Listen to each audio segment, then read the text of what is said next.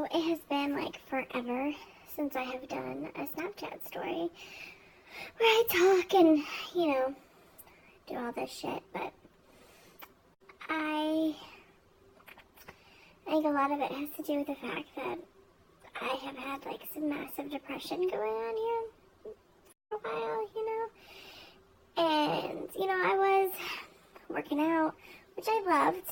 Like, I loved doing my Richard Simmons, and I was eating right, and everything, and it's amazing how, like, one little thing can set you back and, like, make you go back into this deep, dark depression. And it sucks because, like, I was doing so good and I was, like, feeling good about myself. And this one little thing, like, it has reminded me of, like, when I was younger and growing up. And it's the stupidest little thing ever. Like, it was my son and my daughter and me, and we were watching something on TV, my husband had already left for work. And they were, like, sumo wrestlers on TV. And, like, for a split second, like, I had this memory from when I was a little kid. And I've always been overweight, even when I was a little kid. It's just what I've always been. And when I was younger, my aunts and my uncles and my cousins would tell me all the time that that's the only career that I had, or I could have, was to become a sumo wrestler because I was fat.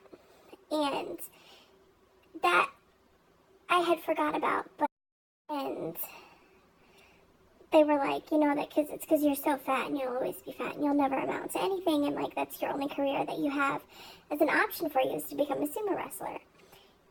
And I had forgotten about that until just then, and just, like, it came back to me, like, in an instant. And, that's really not something that you tell. I think I was, like, 6 or 7 at the time. Like, I remember I was at my aunt's house, and, like, my cousin told me that, and then, like, my uncles and my aunts were like, yeah, that is true. That's probably the only thing that you'll ever amount to. And, like, just that in itself, like, it made me feel awful. And it made me feel so horrible about myself. And, like, it just bottled up this depression. And it's just been, like, a big, deep depression for me. And I've been, like, trying to get out of this funk. And I can't do it. And my anxiety has gone so horrible. Like, it's worse than it's ever been. And it's like I have gotten OCD going on right now because of it. And, I have, like, no friends, like, zero, to, sit down and talk with.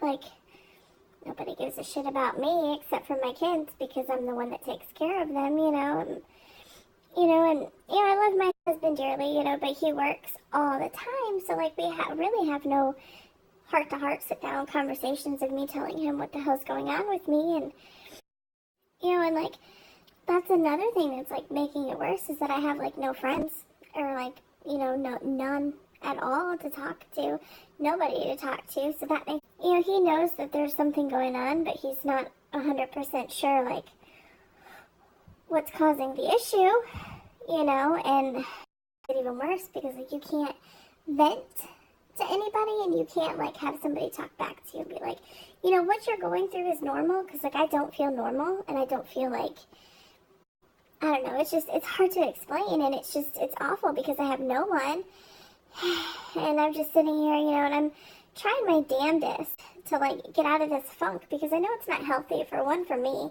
and two, it's not healthy for my kids to see me like this. I mean, I put on a brave face, but I know that they know that, like, mommy's not acting herself, So, I'm just hoping that something here sooner or later will, you know what I mean? Like, and it's over the stupidest little thing. It's crazy. So, yeah, that's my life in a nutshell right now, so.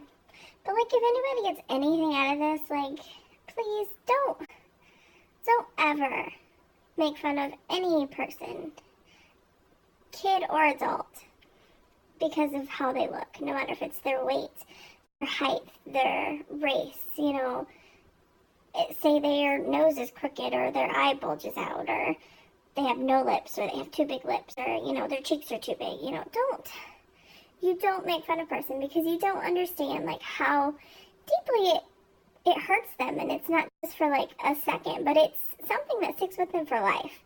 And you know, here I am 29 years old, and something as, like, a 7, 8-year-old has stuck with me this whole time, and it's causing me to have, like, massive depression and anxiety and, like, issues at 29. So just be cautious of, like, what you say to other people. And it's especially your own family, because this is, like, something that came from my own family.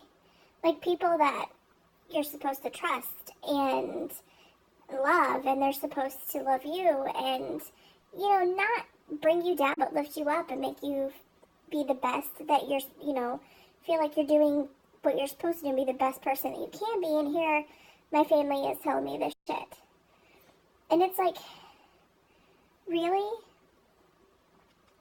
So just be a little more cautious of what you say to people, because you really don't know how it affects them in the long run. So why don't you think before you speak, especially if it's making fun, not so much making fun of someone, but, like, pointing out, like, their flaws like that? No.